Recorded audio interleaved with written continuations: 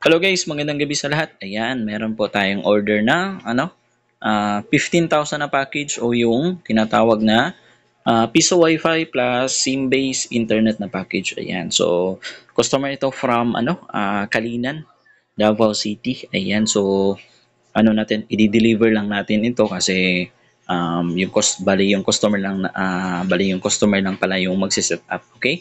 So delivery and meet up only in to Kalinan pala, Davao City. Yan. So again, ito? 15,000 na package, yung piso wifi plus SIM-based internet na package, okay? Ito yung makukuha ng customer natin sa 15,000 na package.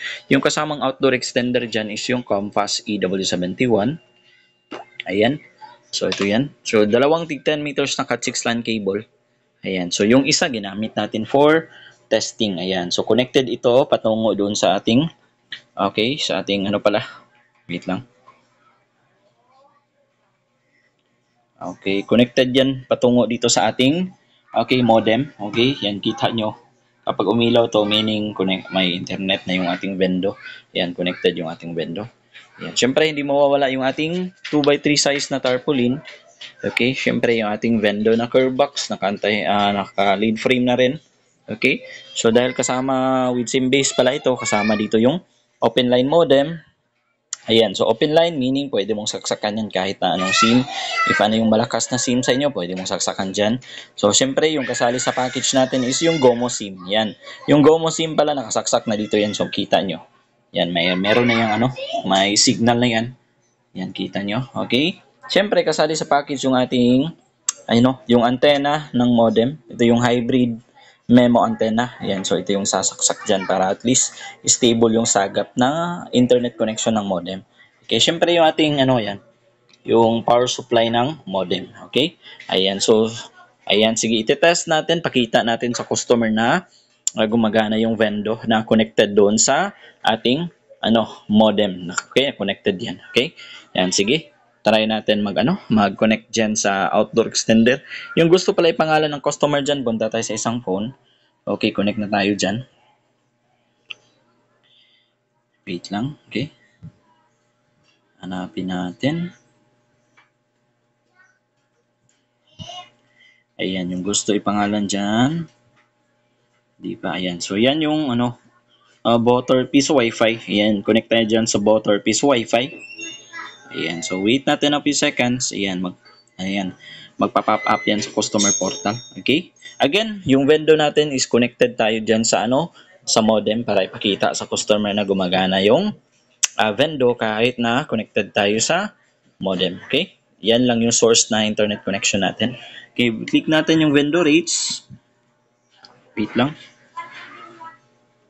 Ano yan? Ayan. So, yan yung default rates. Pwede po yan baguhin sa admin panel mismo ng vendor. Ayan, click natin yung close. Yan. Kung maghuhulog na tayo ng coins, so be sure po to click insert coin button muna bago maghulog ng coins. Yan, click na natin. Ayan. Okay, hulog ako ng 20 peso coin. Yan yung bagong 10 peso coin. Okay, lumang 10 peso coin. Bagong 5 peso coin na circle. Bagong 5 peso coin na nonagon. Dito lang. Ayan, ayusin mo lang paghulog. Okay, yung lumang 10 peso, 5 peso coin pala. Okay, tapos yung dalawang bago at saka lumang 1 peso coin. Ayan. Ayan, ayusin mo lang. Ayan.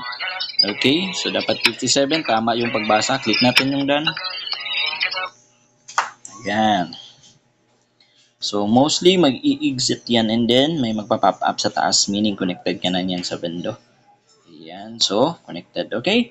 So, again po, yung vendor natin, yung vendor pala is connected yan sa ating SIM-based internet. Okay? Dito yan para makita ng customer natin na gumagana yung ating vendor kahit na ito lang yung source ang internet connection natin. Sige, try natin mag-play ng video. Ayan.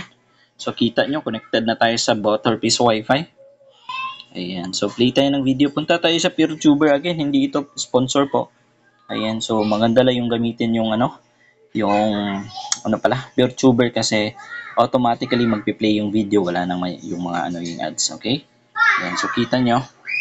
medyo mahina yung internet connection niyan kasi wala kasing antena. Nandito kasi tayo sa loob. Ayan, so wait lang natin. Ayan, baka mas malakas pa. Wait natin 2 seconds. So ayan, so nilipat ko lang banda dyan kasi medyo malakas dyan, okay? So dapat kasi may antena yan, okay? Para at least malakas yung sagap yan. Pero nag-load na siya. Sige. Yan, try natin mag-play ng video. Ayan, click natin yan. Okay, wait natin a few seconds. Ayan.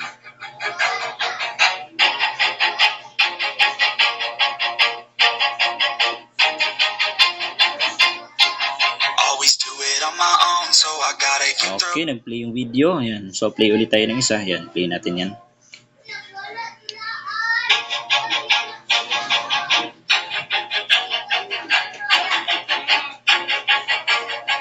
Ayan, ito. Play natin to. Ayan.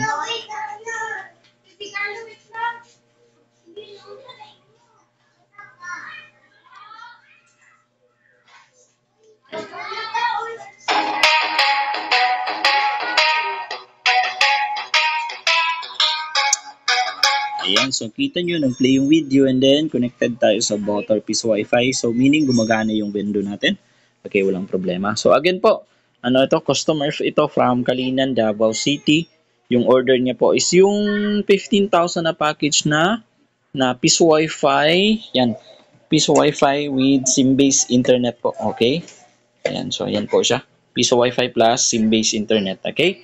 Yan, so ready na po ito for delivery and meet up bukas. Ayan. At least tinest natin para makita ng customer na gumagana yung vendor natin na yung source na internet connection ay yung modem. Okay? Ayan. So kung gusto niyo po pala ng ganitong setup, feel free to contact po. And then meron po pala tayong mga ibang packages natin. Kung gusto niyo magtanong regarding sa mga ibang packages natin, feel free to contact po. Ayan.